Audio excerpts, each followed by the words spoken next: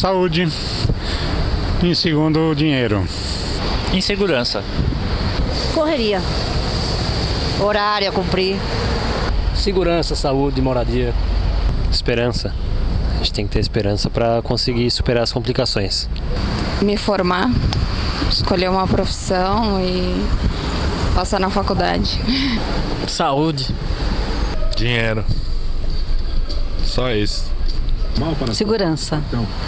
As dificuldades, né? Que a gente passa todos os dias aí, vir trabalhar, do estresse no trabalho, tudo isso. O trânsito de São Paulo. Eu acho que a coisa mais triste da vida é não ter saúde, né? É estresse, problemas na cabeça, é trânsito, é tudo isso daí. Tô atrasado. Você tá atrasado? Tô. Obrigado, viu? Complicou, hein?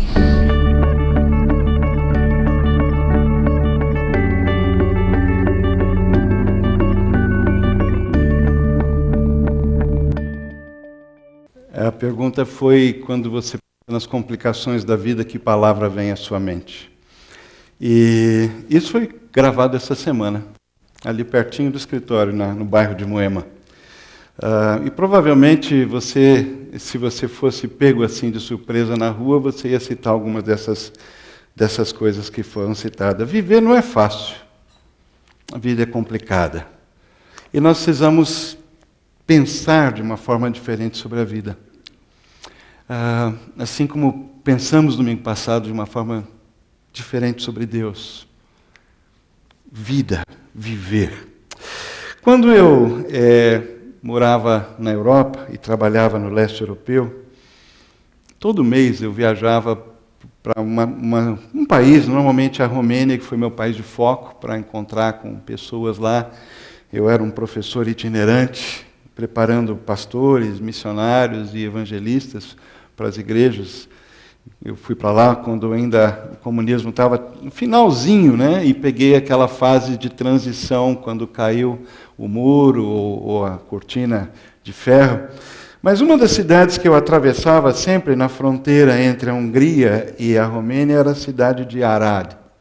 Arad fica na chamada Transilvânia, uma parte da Romênia atual que fazia parte, até depois da Segunda Guerra Mundial, a Hungria. E depois, como a Europa foi redividida depois da Segunda Guerra, essa parte pertence agora à Romênia. Eu nunca prestei atenção que o brasão da cidade de Arad continha essas três palavras: via, veritas e vita. E se você é bom em matemática ou geografia, você já sacou o que essas três palavras significam. Elas vêm do Evangelho de João, capítulo 14, versículo 6. Do latim, da Vulgata, ego sum via et veritas et vita.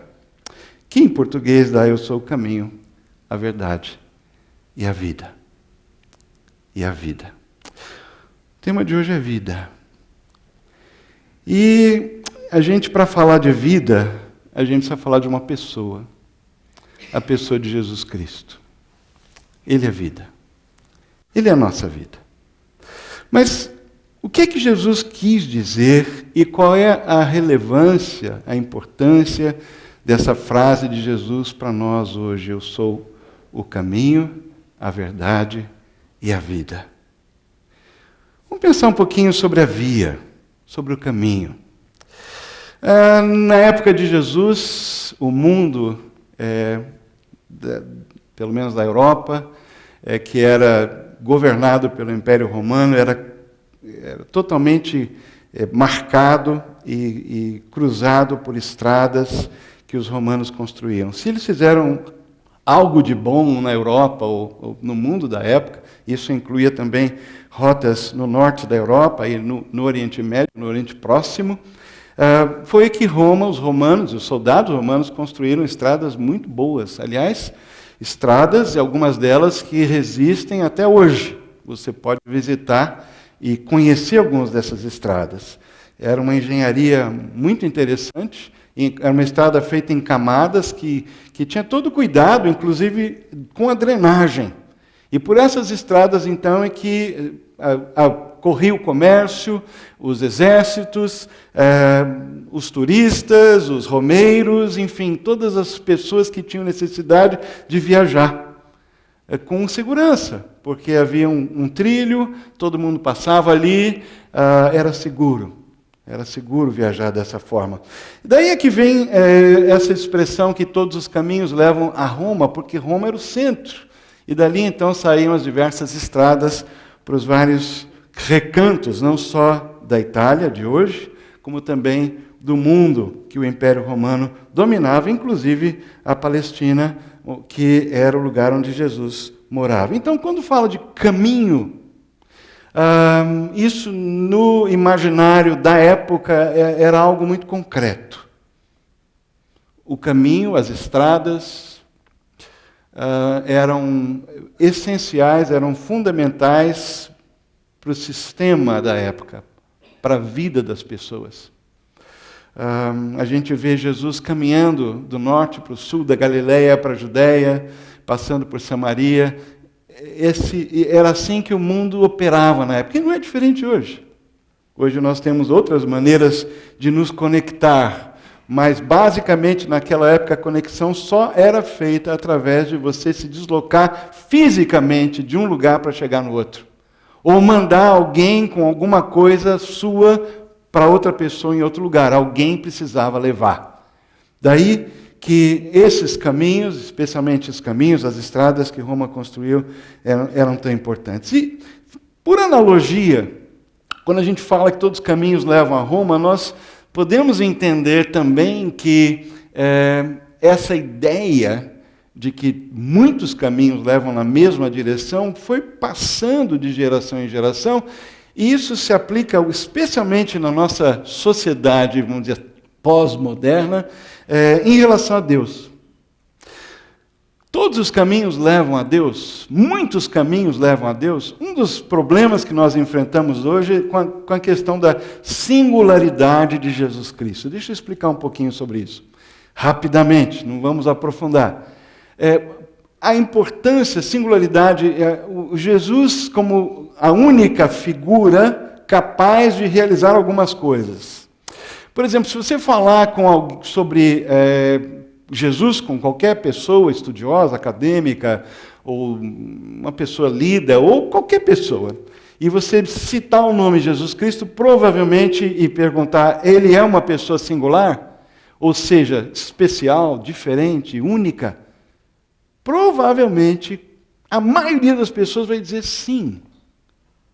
Mas, na cabeça da pessoa que responde que Jesus é singular, se você também perguntar, e Buda? Também. E Maomé? Também. E vai por aí afora. Não só Jesus é singular, mas muitos também são especiais e singulares e únicos na história da humanidade. Então, quando Jesus diz, eu sou o caminho, e ninguém vem ao Pai senão por mim, isso vai de encontro com o espírito da nossa época. Aliás, com o espírito da época do próprio Jesus. E nós vivemos agora.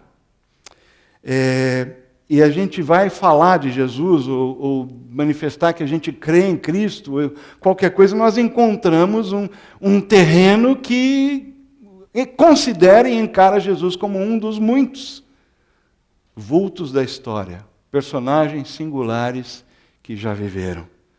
Mas só isso. E para muita gente isso já é muito. Mas não a ponto de dizer que Jesus é o Filho de Deus, que desceu do céu, se encarnou, morreu na cruz pelos nossos pecados, ressuscitou e veio dar essa boa notícia de que o Pai, o Criador, deseja se reconciliar com a criação, da qual eu e você fazemos parte. Aí já é outra história. Mas Jesus disse, eu sou o caminho. Eu sou o único caminho. O artigo definido significa que ele é o único. Não há outro. Essas foram as palavras de Jesus. E Jesus nunca teve preocupação de se identificar com Deus. Ele, aos poucos e cada vez mais, à medida em que as pessoas iam convivendo com ele, especialmente os seus amigos mais chegados, os discípulos, percebiam que mais e mais ele se declarava e se associava e se demonstrava como ele próprio sendo Deus. Essa foi uma revelação que foi crescendo, né, para os discípulos, para as pessoas que o seguiam, para as pessoas que conviviam com Jesus, cada vez mais forte. Espera aí, ele não é apenas o maior profeta que já viveu.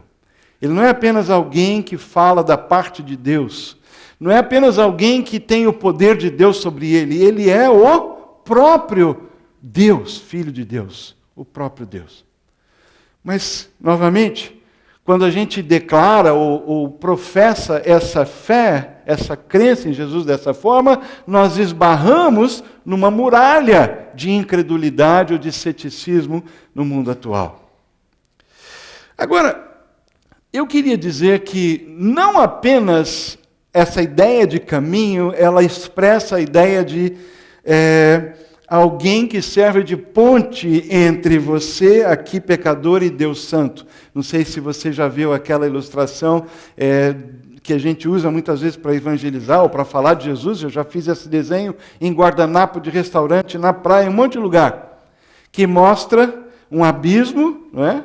O homem de um lado, Deus do outro e um buraco no meio. E as nossas tentativas de construir ponte para Deus, boas obras, religiosidade, fazer o bem sem olhar a quem, etc, etc, etc. Mas que nenhuma dessas pontes é capaz de cruzar esse abismo, porque eu essencialmente sou pecador e Deus é essencialmente santo. Não há possibilidade de comunhão. Mas Deus toma a iniciativa, Ele manda o seu Filho, e Jesus então é o sumo pontífice, ou seja, aquele que faz a ponte máxima entre Deus do céu e eu, pecador, na terra. Porque Ele desceu do céu e depois retornou para o Pai, Deus encarnado. Ele é essa ponte. Eu fiz esse desenho, muitas vezes eu colocava uma cruz ali no meio, fechando o abismo e explicando que Jesus veio exatamente fazer o que nós não poderíamos fazer. Deus enviou o seu Filho na plenitude do tempo. Nasceu de mulher, viveu, morreu e ressuscitou pelos nossos pecados, conforme as Escrituras do Antigo Testamento anunciaram. Agora, até aí a gente vai. Mas um outro conceito de caminho tem a ver com como você faz as coisas. Como que você vai? Não é apenas uma reta ou um processo físico que você vai de um lugar para o outro. Quando você caminha de um ponto para o outro, você caminha de um determinado jeito, de uma determinada maneira. E é exatamente isso que eu queria destacar quando Jesus disse, eu sou o caminho. Jesus não estava simplesmente dizendo que Ele é a porta de entrada para o céu, é um bilhete da salvação. Não. Jesus está dizendo que Ele é a maneira para o Pai. Veja que interessante, em 1 João capítulo 2, 5 e 6, nós lemos que desta forma sabemos que estamos nele. Aquele que afirma que permanece nele, ouça isso, deve andar como ele andou.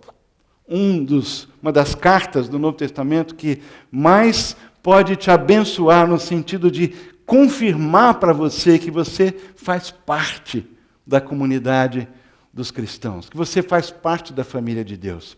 É 1 João. Lá, João, escrevendo para a igreja, apresentou vários testes para ver se a nossa fé de fato é genuína, se ela é sustentada em algo sólido, ou se simplesmente um desejo nosso, ou uma impressão nossa, ou uma autossugestão nossa. Porque há evidências concretas, e uma delas é essa. Nós sabemos que estamos nele, em Cristo, dessa forma. Aquele que afirma que permanece nele, o que é de Jesus, o que é salvo, deve andar como ele andou. Em outras palavras, se Jesus é o caminho, presta atenção, nós mostramos que já estamos no caminho para Deus, andando como Jesus andou. Aí é outra história. Aí o bilhete precisa sair do bolso, a gente olha bem para o bilhete para o céu e olha para ele e fala assim, opa, o fato de eu ter um bilhetinho no bolso não é tudo. Será que eu estou andando de uma forma que mostra que esse bilhete realmente é um bilhete genuíno? Será que eu não estou simplesmente enganado? E é isso que nós fazemos quando nós tomamos a ceia. Examine-se o homem, pois, e tome a ceia. Examinai-vos a vós mesmos, Paulo escrevendo para uma das igrejas, se realmente estáis na fé. Olhe para o bilhete. Porque uma das evidências de que eu estou no caminho é que eu estou andando como o caminho anda. E o caminho é Jesus. Uma das evidências de que eu estou na direção de Deus, eu estou indo para Deus, porque foi isso que Jesus falou para os discípulos em João 14, não foi? Quando ele disse, eu vou para junto do Pai, não se perturbe o coração de vocês, creiam em Deus e creiam também em mim. Na casa de meu Pai há muitos aposentos, se assim não fosse, eu lhes teria dito, eu vou preparar-lhes lugar. E se eu for lhes preparar lugar, voltarei e levarei para mim, para que vocês estejam onde eu estiver. Vocês conhecem o caminho para onde eu vou. E a gente se fixa no conceito de Jesus como o bilhete.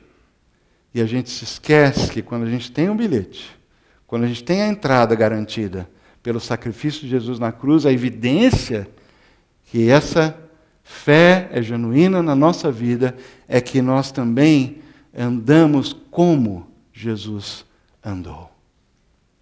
É o como. Não é simplesmente para onde a gente vai, mas como a gente está indo. Quando eu olho para o mundo, eu pensei bastante nisso essa semana, e eu espero que eu não choque vocês com isso, mas eu encontrei uma das músicas de um ícone do rap, não brasileiro, a gente poderia pegar um aqui também. Eu peguei um ícone internacional, que é o Eminem. E uma das músicas dele, cujo título em inglês é The Way I Am, que mais ou menos a gente pode traduzir o jeito que eu sou. Eu vou só pegar algumas coisas e eu tive que trocar algumas palavras porque elas não podem ser ditas em público. Ele diz, eu relaxo com esse pacote de zigue-zagues e esse pacote dessa erva que me dá a porcaria necessária para ser o MC mais malvado desse mundo. Agora ele fala isso correndo, você já deve ter ouvido a música, não sei se ouviu, eu ouvi uma ou duas e tá bom. E desde nascença fui amaldiçoado com essa mania de ofender. E apenas expressar essa coisa sanguinária e bizarra que funciona e que vende e ajuda a aliviar toda essa tensão, dispensando essas sentenças, recebendo esse estresse que está acabando comigo e eu descanso sossegado. Mas pelo menos tenham a decência para me deixar sozinho quando vocês me virem na rua, quando eu estou comendo ou dando comida para minha filha, e não venham falar comigo, eu não te conheço e não te devo coisa nenhuma, eu não sou o senhor NSYNC, eu não sou o que os seus amigos pensam, eu não sou o senhor amigável, eu posso ser um otário. Se você me testar, meu tanque está vazio. Não há paciência em mim. Se você me ofender, eu te jogo 3 metros para o ar. E eu não ligo para quem estava lá e quem me viu destruir você. Isso é uma tradução livre, mas é isso que está no inglês. Chame o advogado, abra um processo, eu vou dar risada no tribunal e renovar o teu guarda-roupa.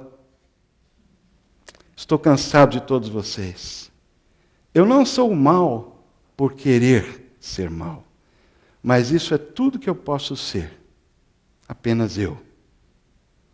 E continua. Às vezes me sinto como meu pai, eu odeio ser incomodado com essas besteiras que é constante. Oh, as letras dele são ofensivas, a música Guilty Conscience teve respostas tão fracas, e todas essas polêmicas me rodeiam e parecem que a mídia... Ele está cantando tudo isso, gente. E parece que a mídia imediatamente aponta o dedo para mim, e eu não vou falar a parte em seguida. Quando um cara é intimidado e baleado na escola, eles colocam a culpa em Marilyn e na heroína. Onde estavam os pais? E vejam como isso tudo está. Na América típica, é difícil traduzir, Middle America, agora é uma tragédia, agora é muito triste de se ver numa cidade de classe alta tudo isso acontecendo. Então atacam o Eminem, porque eu faço esse tipo de rap. Mas agradeço, porque eles me deram o combustível que eu precisava para o meu fogo queimar. E ele está queimando, e eu estou de volta. Interessante, eu fiquei pensando no Frank Sinatra. Não, vou explicar. 40 anos atrás, ele disse, I did it my way. Eu consegui.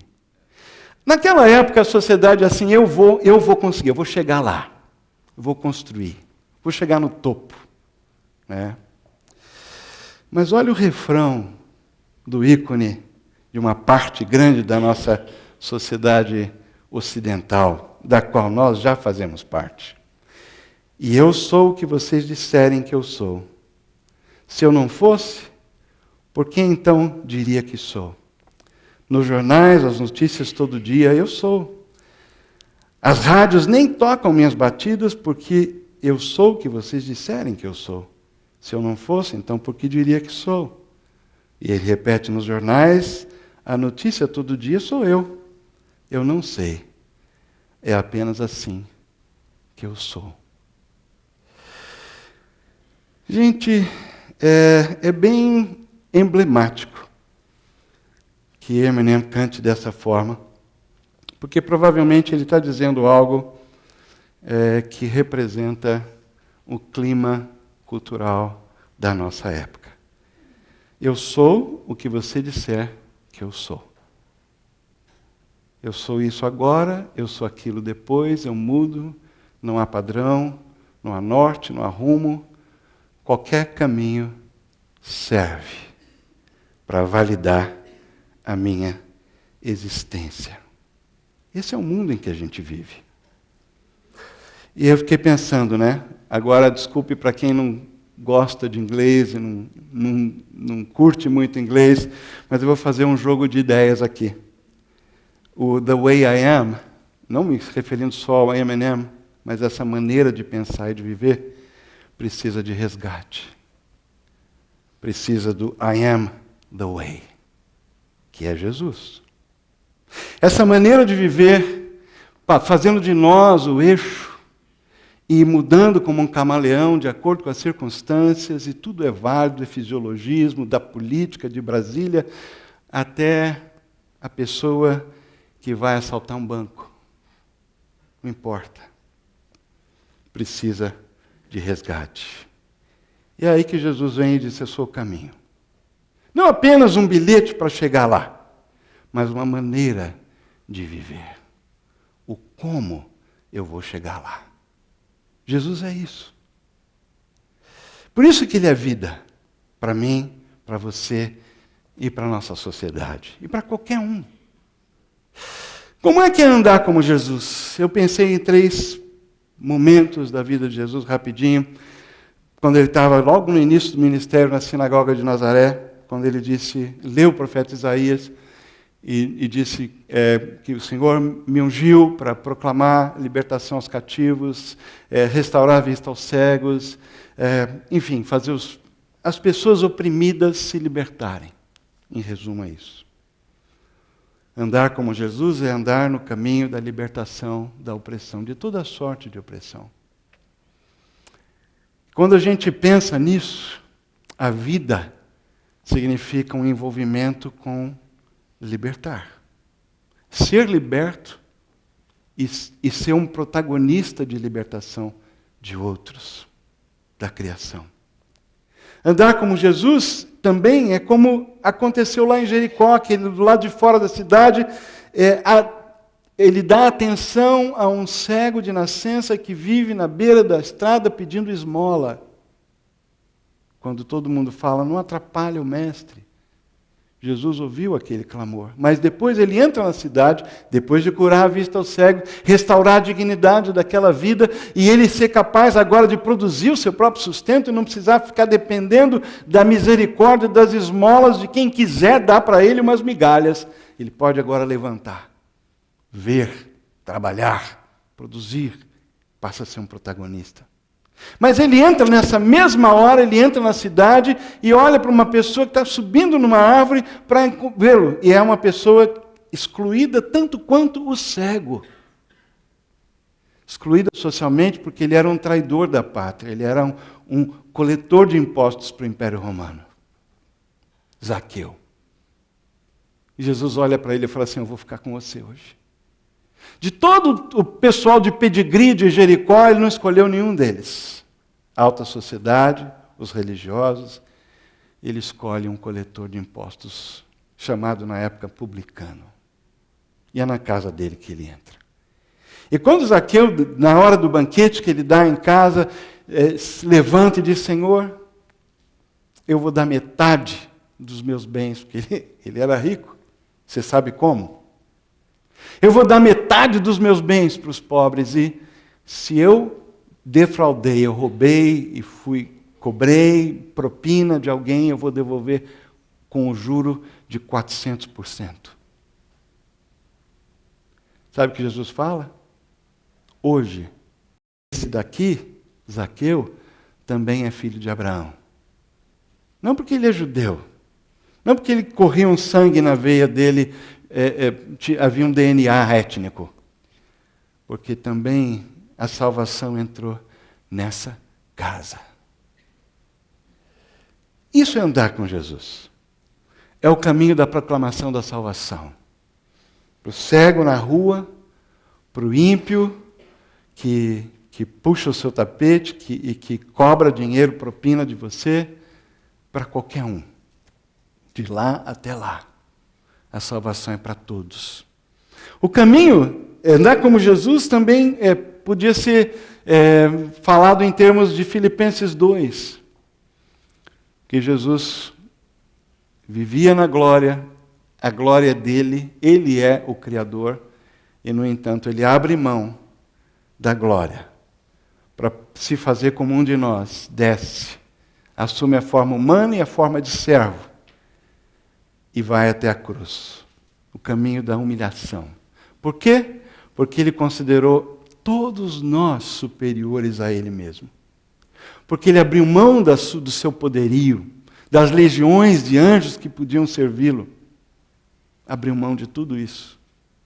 Se submeteu a escárnio, a chicotadas, e foi para a cruz. O caminho, andar como Jesus, é o caminho da autonegação. Isso começa em casa, quando você quer ser servido. Homens, pais. Está na hora da gente pegar a toalha, a bacia, e começar a lavar os pés das nossas esposas e filhos. O português não estava certo. Da nossa esposa e filhos. Está na hora. Começa em casa.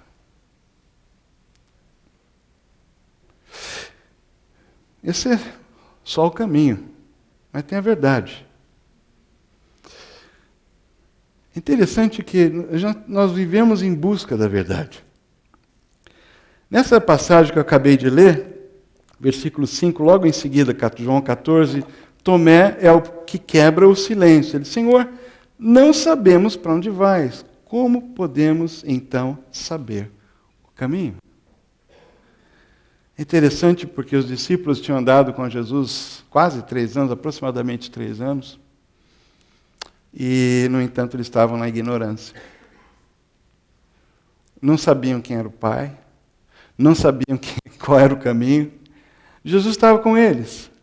Quem me vê a mim, vê o Pai. Eu sou o caminho. Estavam lá, quase 3 anos, ignorantes.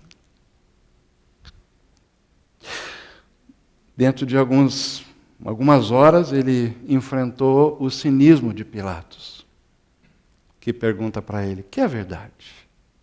Que é a verdade? Mas Jesus também anunciou que, perto da sua vinda, o seu retorno para essa terra, haveria apostasia na igreja. Que é quando ele diz: quando vier o Filho do Homem, encontrará fé na terra. Pelo menos entre os discípulos dele, deveria haver fé. Mas até entre os discípulos dele, a fé está diminuindo, acabando. Hoje em dia, você vai em determinados púlpitos e você ouve uma mensagem que diz que Deus não sabe nada, não sabe o futuro, não controla nada. Um Deus fraco, um Deus à mercê. Hoje em dia você conversa e lê livros, são best-sellers, por pessoas que já foram pastores, ou se dizem pastores de igrejas, e, no entanto, estão dizendo para você que, na realidade, no fim das contas, Deus vai dar uma piscadinha e, por causa do seu amor, todo mundo vai entrar no céu. Relativizando absolutamente a vida, a ética e tudo mais. E a gente ouve essas coisas e lê essas coisas e a gente fica confuso. Isso não semeia a verdade. E quando Jesus falou, eu sou o caminho e eu sou a verdade, isso vai de encontro, isso vai contra a fibra cultural do nosso tempo. Que é a verdade? Como saber a verdade? Como obter evidência de que algo é... E a verdade significa realidade. Num mundo que vive de ilusão, de venda de imagem, de exploração de personas e personagens. Se você teve a oportunidade, como eu não estou assistindo a novela, mas se você teve a oportunidade, como eu, de ver alguns capítulos de Amor à Vida, que coisa impressionante. É uma caracterização dos nossos dias. E onde tudo vale, amor é um conceito etéreo, extremamente subjetivo, do jeito que você quiser, do jeito que você gostar, está valendo. E na fibra desse tipo de tecido social está a traição, rixas, falsificações, armações. Esse é o mundo. E Jesus então vem e fala, eu sou a verdade. Eu sou a verdade. Ele é o caminho porque Ele é a verdade. Jesus é a verdade. Não uma verdade teórica, não há um pensamento simplesmente acadêmico, filosófico, não. A verdade de Jesus, Ele sai do plano das ideias e se torna uma pessoa.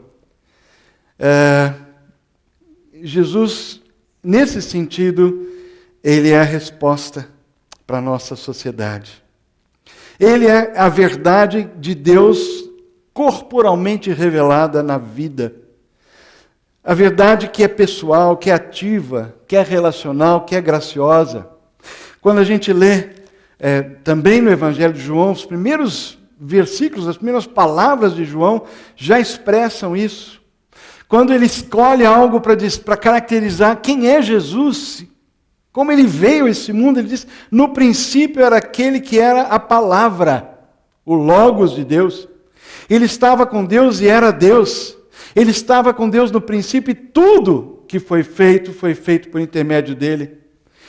Nele estava a vida e essa vida era a luz dos homens. E aí mais para frente, versículo 10, aquele que é a palavra estava no mundo e o mundo foi feito por intermédio dele, mas o mundo não o reconheceu.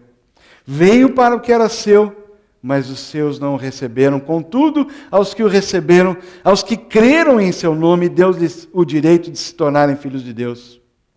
E mais adiante, versículo 14. Aquele que é a palavra tornou-se carne e viveu entre nós. Essa expressão viveu entre nós armou a sua tenda entre nós. Ou como disse o Eugene Peterson, a mensagem, ele mudou para a nossa vizinhança. Jesus mudou para a nossa vizinhança. Ele veio morar perto da gente. Ele veio ser um de nós.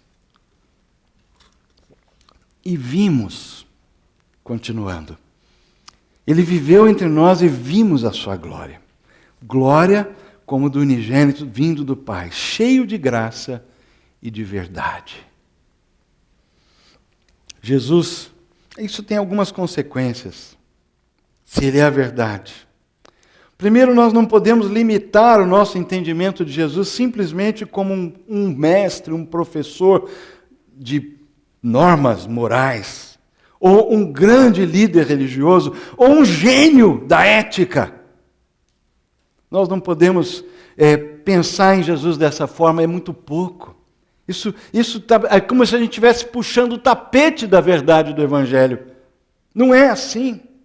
Quando nós dizemos que Jesus é singular, nós queremos dizer que ele é está numa categoria totalmente diferente de Moisés, de Buda, de Maomé, ou qualquer outro. Todos esses gênios da religião, de fato, falaram muitas coisas que são verdadeiras. Mas estas verdades são verdades até o ponto em que elas apontam para a verdade de Deus, que se manifesta na sua totalidade, em forma humana, na pessoa de Jesus Cristo, com a verdade encarnada. Quando a gente conversa com outros de outras fés ou crenças, nós temos que entender a singularidade de Jesus dessa forma. Nós não estamos conversando partindo de um pressuposto que Jesus é um dos, mas nós precisamos ter firmeza, com muita graça, com muito diálogo, mas nós partindo desse ponto de vista de que ele é singular, de que ele é o caminho, a verdade. Aí vamos conversar à vontade. Vamos ver o que a gente tem em comum. Vamos dialogar, mas essa verdade fundamental está na base. E a gente não pode simplesmente destruí-la. Uma segunda consequência é que frases como, olha, eu tenho a minha verdade, você tem a sua. Isso pode ser verdadeiro para você, mas não é verdadeiro para mim. Isso expressa o clima cultural que nós vivemos. E essas expressões implicam que a verdade é determinada por uma comunidade em particular, da qual você pertence. Então você é batista, você tem uma verdade batista. Se eu não sou nada, eu vou ser uma verdade do nada. Mas, quando Jesus disse eu sou a verdade, ele está simplesmente passando um X nessa noção. As pessoas que relativizam, ou os relativistas culturais, negam, porque eles pertencem a uma verdade particular, mas Jesus é a verdade universal. Só Ele é isso.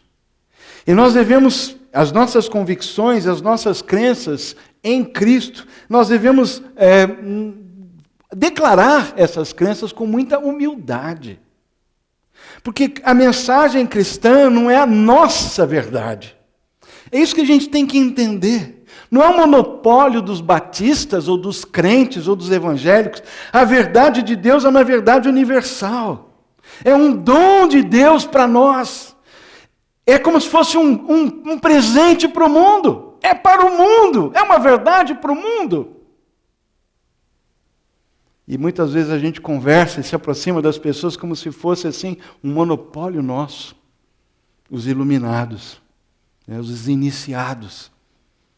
Eles e nós. Não. Deus amou o mundo. A verdade, Cristo, é para o mundo. E é com humildade, às vezes, que nós devemos asseverar a nossa fé e declarar a nossa crença. Bom, podia falar mais, mas o tempo está passando e eu queria passar para o último ponto, que é vita. Vita. Via, veritas, vita, vida.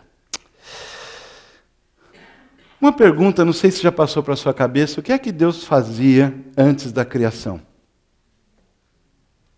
Já passou pela cabeça? O que aconteceu antes de Gênesis 1? Não tem muita coisa que a gente sabe, né? Aliás, muito pouca. Mas a gente sabe algumas coisas. A gente sabe que a Trindade eterna já existia antes da criação. Pai, Filho e Espírito Santo. Uma outra coisa que a gente não pode negar é que na Trindade, essa Trindade é a expressão do amor. Deus é amor. o que quer que seja o mistério da Trindade, do Deus triuno, os três pessoas, um só Deus, uma coisa é clara a respeito dessa relação entre eles, é uma relação de amor.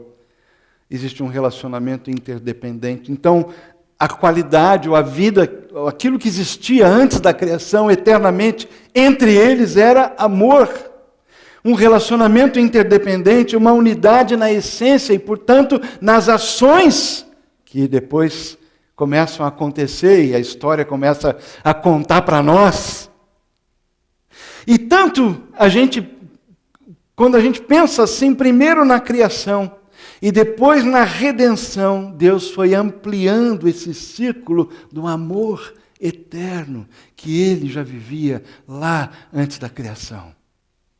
A criação nada mais é do que uma maneira como Deus quis expressar e incluir outros seres naquela qualidade de vida eterna. Entenderam agora a ideia da vida eterna? Que existia antes dele criar qualquer coisa. Na Trindade, na vida da divindade, ou na existência, a essência da divindade. É muito complexo.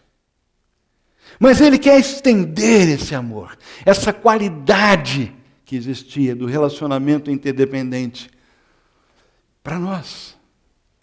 E primeiro na criação, e depois, por causa do pecado, na redenção, Deus amplia esse círculo e Ele quer nos incluir nele. Se nós pensamos assim, a gente lê, por exemplo, voltando para o Evangelho de João, e aí a palavra vida vamos chegar lá. João tem 7 vezes a expressão que Jesus usa, eu sou. Eu sou. E ele já começa no capítulo 1, né? João escreveu o evangelho dele bem depois dos 3 primeiros, ele foi provavelmente o último apóstolo a morrer dos discípulos de Jesus. E o foco de João é na divindade de Jesus.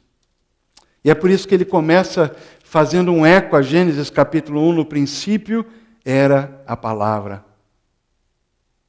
Como lá no início, no princípio, Deus criou. E tudo que foi feito por intermédio dele, versículo 2 e 3. É um eco. Deus está recriando novamente o mundo, o universo, a criação, através de Jesus. E durante o Evangelho, através do Evangelho de João, nós encontramos essas expressões como, por exemplo, eu sou o pão da vida, capítulo 6, versículo 48. Ou, eu sou a luz do mundo, e se você compara o que eu li há pouco, 1:4, nele estava a vida e essa era a luz do mundo, ou dos homens. Eu sou a porta, quem entra por mim será salvo. E no versículo 10, capítulo 10, 9, no versículo 10, eu vim, essa porta é para a vida. Eu vim para que vocês tenham vida e a tenham plenamente. Eu sou o bom pastor dá a sua vida pelas ovelhas. Eu sou a ressurreição diante do túmulo de Lázaro, morto, dizendo para as irmãs, eu sou a ressurreição e a vida. Aquele que crê em mim, mesmo que morra, viverá. E aquele que morre e crê em mim, aquele que crê em mim não morrerá eternamente. Eu sou o bom pastor dá a vida pelas ovelhas. Eu sou o caminho, a verdade e a vida. E eu sou a videira e vocês são os ramos. Não existe vida nos ramos se eles não estiverem presos, ligados organicamente à videira. Vida. E é por isso que João termina o Evangelho dizendo muita coisa podia ter sido escrita, mas essas foram escritas para que vocês creiam que Jesus é o Filho de Deus. E para que, crendo, tenham vida no seu nome. Jesus é vida. E quando eu penso que essa verdade encarnada passou a fazer parte da vida daqueles primeiros discípulos e durante todas as gerações, a ponto de, por exemplo, como Estevão, sendo apedrejado, ver aquilo que esperava na glória, um vislumbre da glória, e poder dizer para os seus apedrejadores: Pai, perdoa, eles não sabem o que fazem. E 2 séculos depois, em Cartago, no norte da África, uma moça, uma jovem senhora da alta sociedade e sua escrava Felicidade, Perpétua e Felicidade, foram condenadas à arena, a serem destroçadas por touros bravos. E Felicidade estava grávida, no final da gravidez, e a lei não permitia que houvesse esse tipo de punição ou sacrifício enquanto alguém estivesse grávida, e ela deu à luz, essa escrava, Felicidade também convertida. O pai de Perpétua era o único que não era crente da família, e um homem da alta sociedade, implorando a filha, renega a sua fé. E ela também tinha uma criança de meses. Ele levava o bebê na prisão, permitiram que ela tivesse com o bebê na prisão durante alguns meses, enquanto ela aguardava ser lançada na arena, junto com outros 4, além de Felicidade. Foram 6 presos num culto em casa. E Perpétua disse para o pai, com muita lágrima: Pai, o que você está vendo? Que objeto é esse? Ele falou: uma bandeja. E ela falou: uma bandeja só pode ser bandeja, não é, pai? Eu sou cristã. E eu só posso ser cristã. Eu não posso ser mais nada. E a história diz, com algumas testemunhas oculares, que enquanto ela foi atingida por esses touros, mas não morreu. A escrava, sim. Mas ela ainda se esvaindo em sangue. E aí o algoz, o gladiador, que tinha que passar a faca no pescoço e acabar com o sofrimento, parece que não deu muito certo. Na primeira tentativa, ela arrumou o pescoço e pegou a espada dele e colocou no lugar. Ou, 1.300 anos depois, aproximadamente, na Universidade de Oxford, 2 pastores, Hugh Latimer e o Ridley, são condenados à fogueira pela rainha Mary. Pregadores do Evangelho, crentes no Senhor Jesus Cristo. O Ridley, inclusive, fez parte da comissão que elaborou o primeiro livro comum das orações da Igreja da Inglaterra, a Igreja Anglicana, primeira versão. 2 pastores condenados a morrer na fogueira. E Latimer fala para ele na hora, para o Ridley, na hora que os dois estão começando a pegar fogo: Mestre Ridley, tenha bom ânimo, coragem, seja homem, porque estamos a ponto de acender uma candeia, uma vela na Inglaterra, que pela graça de Deus jamais se apagará. Que vida é essa? Que leva pessoas a darem a sua própria vida. Que vida é essa? Talvez hoje nós vivemos, em alguns lugares do mundo está acontecendo, regiões do norte da Índia, no Sudão, e outras regiões do mundo. Pessoas estão dando, alguns anos atrás, na Indonésia, igrejas foram queimadas com os crentes dentro. Eu vi fotos. Mas nós vivemos numa sociedade permissiva, livre, aberta, vale tudo. O Papa, visitando uma favela do Rio, parou e orou com um pastor que tinha aberto as portas da sua igreja para dar água para os que estavam naquela manifestação lá, recebendo o Papa naquela favela. O Papa parou, reconheceu, agradeceu, e os dois oraram um pelo outro. Nós vivemos numa outra época. Talvez não tenha perigo de você e eu irmos para a fogueira, nem ser jogados para as feras numa arena. Mas a vida de Jesus precisa se manifestar com a mesma intensidade hoje na minha e na sua vida, como em todas as gerações, de alguma forma. O caminho, a verdade, é a nossa vida. Ele é o caminho porque Ele é a verdade, mas não é simplesmente uma verdade que ficou encarnada e manifesta. Ele é vida. E Ele quer nos colocar no caminho, nos ajudar a andar nesse caminho como Ele andou e que nossa vida expresse a verdade de Deus. Vida. Como? Como? Essa é a resposta que eu e você temos que dar, que a nossa comunidade CB Moema precisa dar. Para os outros? Não. Para Deus. Para Deus. Bernard Manning falou, o Evangelho é absurdo. A vida de Jesus não tem significado, a menos que creiamos que Ele viveu, morreu e ressuscitou apenas com um propósito em mente: fazer uma nova criação.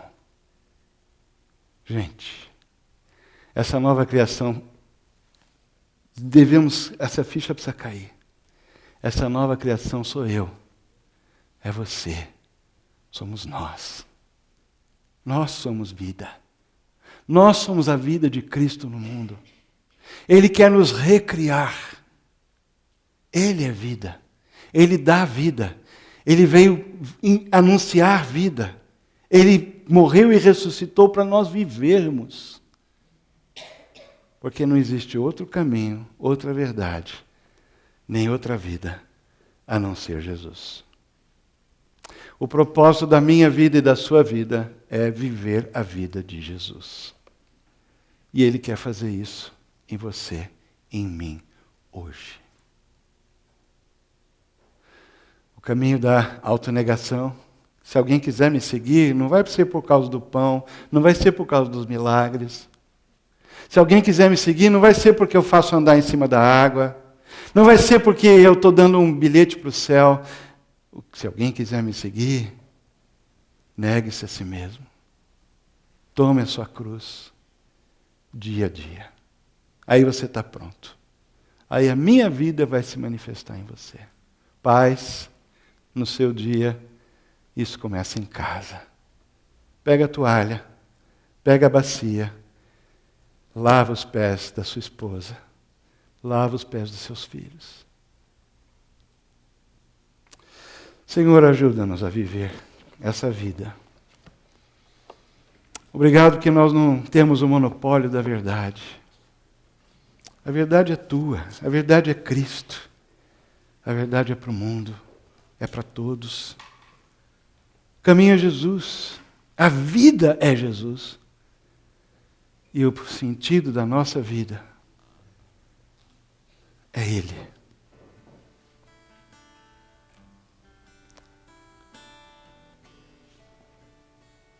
E nós queremos nessa hora, Senhor, não num último momento, não numa arena, não numa estaca que pega fogo, mas com a liberdade do nosso país. Nesse clima de tolerância e de pluralidade que a gente vive, de relativismo. Queremos novamente afirmar a singularidade da vida de Jesus.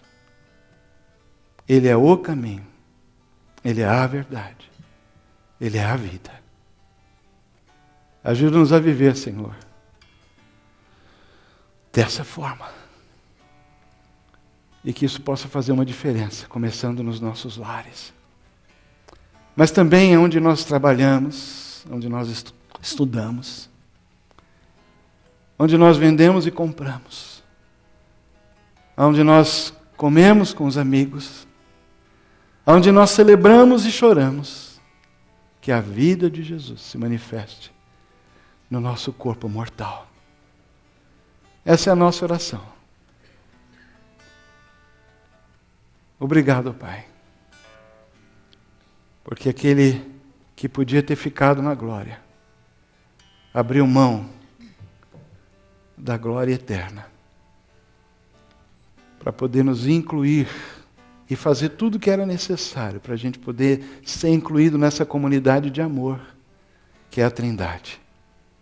De ser incluído nessa família eterna, e ser chamados filhos e filhas de Deus. Que coisa impressionante. Que amor incrível. Obrigado, Pai. Que ninguém saia daqui, Senhor, hoje, sem a certeza do Teu amor. E sem esse compromisso, essa rededicação, ou pelo menos, quem sabe, para alguns casos, a primeira vez, afirmando: eu quero viver essa vida. Jesus vive essa vida em mim. É no nome dele que oramos. Amém.